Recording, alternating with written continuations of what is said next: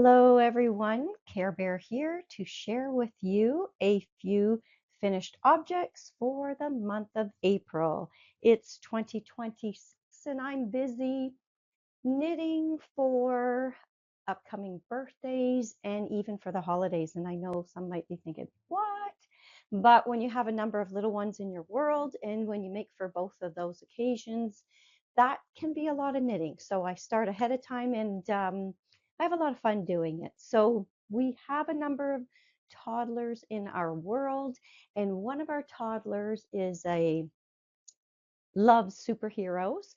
And so I did some research on Ravelry for some Spider-Man, just hunting down patterns. And this is what I've found. This is what I've made, and I'm going to share that with you today. So the first of the toddler spider set is a sweater, and this is a free pattern on Ravelry. It's called Good Old Raglan by Twisted Knitwear, and the Superman face was from International Design Studio, which I found that one on actually on Etsy because it's a very old pattern. So the Good Old Raglan, the reason I like that pattern is because they have sizes from baby right up to 14 years old. And it's a great top-down construction. It fits really well for the little ones. And it's a DK weight pattern. And it calls for US 4, US 6, which is a 3.5 millimeter and 4 millimeter, which is perfect for DK. And yeah, that's the structure that I used was the Good Old Raglan, and then I put the other pattern. I used the chart to do the face. So here's the sweater that I have done, and this is for 3-4-year-old, and it is I used an Estelle DK Spark. It's the first time that I've used this yarn. It's 100% acrylic, but it also is supposed to be anti-pilling. So it was lovely to knit with, and then we'll see how it wears once the families start washing it, little one starts wearing it. I'll, get a feel for it. But it was lovely to work with, and it was a good price point for knitting little creations for the toddlers. So I used an Estelle Spark DK, the gray and the black and the white. And then for the red, I had an Estelle double knit. And that's what I used with this sweater. So let me tell you about the construction of this. It is a top-down construction. So you start using 3.5 millimeter at the neckline. It's a knit one, purl one, ribbing at the top, and then you start to work through. There is some I think there's some German short rows in this pattern, and you move into doing the raglan. I follow it exactly, and I just knit the entire raglan. Then I separate to put the sleeves on hold. I continue circle in knitting in the round, and then I put the same band on the bottom of the sweater that I do at the sleeves as well. That was done on the top collar. I knit this all gray, and then I did the duplicate stitch for this face. What was I thinking? And I did this before with a huge dump truck too. I shouldn't have done that. This should be done in Intarsia, because to duplicate stitch this is a ton of work. Although I love duplicate stitch, but it is a lot of work. And let me just show you the inside. Like, it's crazy inside there to look at. But I did it, and I'm really happy with the sweater. So top-down construction, quick knit because it's in the round. I didn't make any changes.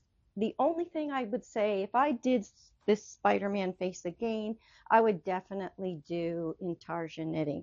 There were a couple other charts there, again in around this superhero, but it wasn't gonna fit because this pretty tiny size, and some of those charts were for uh, older children, I guess I would say. So maybe going forward in the future, if he continues to enjoy this superhero, I'll try maybe one of the other um, charts that were in that pattern. So that was a top-down construction. The Spider-Man face for the sweater. And to go along with that sweater, I had extra yarn for sure in the black and the white, and definitely with the red because I had purchased 100 grams. By the way, for the sweater with the gray, it took about 180 grams of yarn just to with DK. So the next piece or item that I created to go with this sweater, I had reached out to the mamas and said, with the children knits, you know, do you want mittens with the I-cord string or not the string? And the one mama responded, the mama of this little toddler, and said, you know what? No mittens for this little guy because he's now into the snow and on the playground. And she said, like, they just get soaking wet. Could you make um, a cowl? And I said, oh yeah, for sure. So I went searching on Ravelry and I found this cowl, and it is a simple cowl by Carina B.H. And I love this little cowl.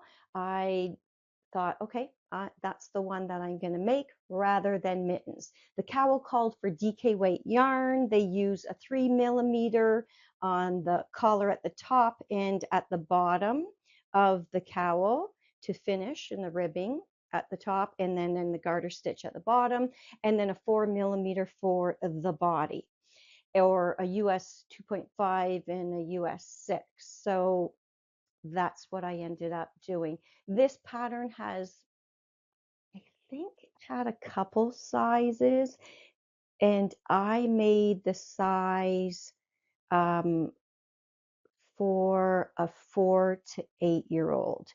So I made the larger of the cowls. It took me 61 grams of this Estelle double knit, and it's a top-down construction. You're working in the round. I started up here in a knit one, purl one rib until you get down to where you're going to start the body, and then you do a setup for raglan to set up to add in the shoulders. And again, you continue in the round, making those increases for the raglan. And then when you get to the bottom, you then finish with, I guess I could have done a knit one, a purl one rib, but I finished with a little garter stitch there. And then because I wanted it to match with the whole superhero theme, I had searched on Ravelry looking for Spider-Man, spider, and I wanted to put something on the cowl as well. And so this pattern by Zerlinda is Xavier Dreams, is the ultimate spider hat. The hat is actually a free pattern on Ravelry, and it's for an adult, but I liked the spider that she had on that hat and thought, okay, I'm going to see if that spider will fit on this cowl. So I took a look at that pattern and the chart, and I just counted the number of rows, and then I counted the number of rows that I had in the body here, and it was going to work out perfectly. So as you can see, I've gone right to the garter at the bottom, and it goes right to the very top. So I think it actually didn't quite fit. The legs of the spider were longer, but I thought, that's not going to matter. As long as I could get the body in there and get the legs in there, I was going to be happy with it. So, and I am really happy with it. So I did this by duplicate stitch. which was really simple to do because it's a smaller chart work. And then I'll just show you the inside. I always try to sew the black right back into the black stitches so that it doesn't bleed into the red. And that is the cowl by Carina B.H. And it is a free pattern on Ravelry. Let me see if there was anything else. I have some notes up here that I'm just taking a look at. No, I didn't make any changes. And will I make it again? Probably. And I can understand why the mama said, you know, could we have a cowl instead of the mittens? So he's the eldest of our toddlers. So for the others, I'll maybe continue to make mittens. And I do reach out to the mamas because I definitely want these things to be worn and I want it to serve and help the parents help the, you know, with their wardrobe. So that is the cowl. I still had yarn left over, so I added another accessory. And the next accessory, the last one, is this basic beanie by Emily that I have made so many times. This pattern from Emily is for preemie babies all the way up to adult extra large. Her pattern shows it with a pom-pom on top. I didn't bother this time with the pom-pom. The pattern is for DK weight yarn. You use a 4mm needle, and I used up the yarn that I had. And so the red was the Estelle double knit, and the gray was the Estelle Spark DK, and the whole hat. The red, I had 17 grams of red left. I used it all. I had 21 grams of the DK, this gray, and I used that up, and I did the child size, and I used 4mm needles for the entire hat. It is knit in the round. It is a bottom-up construction. Is a knit one, purl one, rib. Change to the body. It's all knit. And then when you get to the crown, you are doing decreases. And I just love the way Emily has set up and structured this pattern for decreasing the crown. And that was the little hat. And then I thought, can I put the spider on it? And I didn't know the spider was pretty big, so I thought, go look. And again, when I was researching on Ravelry, I came across Mia's pattern called the Spider Candle Holder. And it's bats, cats, and spiders. And I think it's a free pattern, and it's a pattern for Halloween. And so I used the spider chart that she had that she puts around a candle holder, and she had other charts for bats and cats. So if you're looking for something like this to put on some of the little ones' knits, take a look at Mia's pattern for the spider candle holder. It was on Ravelry. And I put the link below in for all of these, the hats, the sweater, all of the links, that the pattern from Etsy. It's all in the link below. The Spider-Man pattern was a purchase pattern. So that was the hat. I've done this hat 19 times already in many different sizes, and I'm going to continue to use it. It's just a great pattern for DK weight yarn, and it just has so many different sizes, and it works out really well for the kids. For this duplicate stitching, if you're interested in learning, I have put a link below to Nimble Needles, who is one of my go-to for technical knitting help. And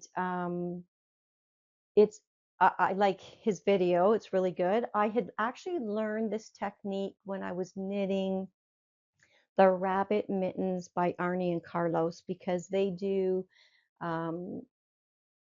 duplicate stitch on a lot of their mittens, and that's where I learned it, and now I just keep applying it on all the little creations where it fits well for the toddlers.